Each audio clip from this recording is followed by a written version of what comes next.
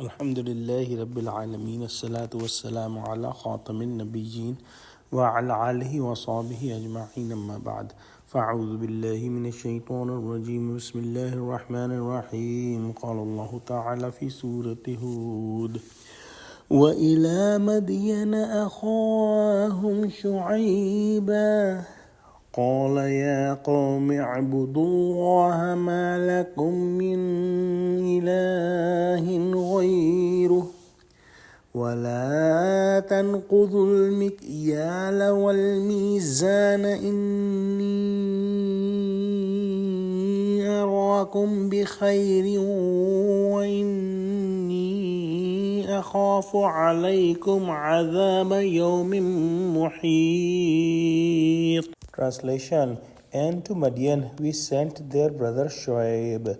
He said, O my nation, worship Allah. You have no other God except Allah. And do not give short measure nor less in weight. And indeed I see you in prosperity now.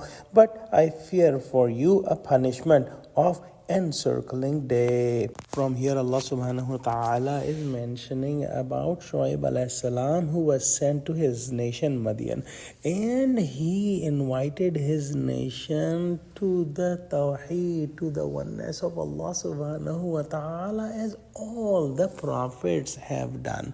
And scholars have said that all the goodness, all the good deeds, they originate from the concept of Tawheed, and all the evil and all the sins originate from the shirk or polytheism in some shape or some form. So Hazrat Shuaib alayhi salam invited his nation towards Tawheed and worshipping only to Allah subhanahu wa ta'ala. He also told them not to do any injustice in measuring in weight or in measuring in quantity, as his nation had learned that dishonesty, and they used to do that they will measure inaccurately and they will weigh inaccurately. And Allah subhanahu wa ta'ala's messenger told the nation that you are prosperous people by doing this dishonesty, by doing this cheating. You are not gonna get any benefit, but you will get the punishment, and this punishment will be very severe.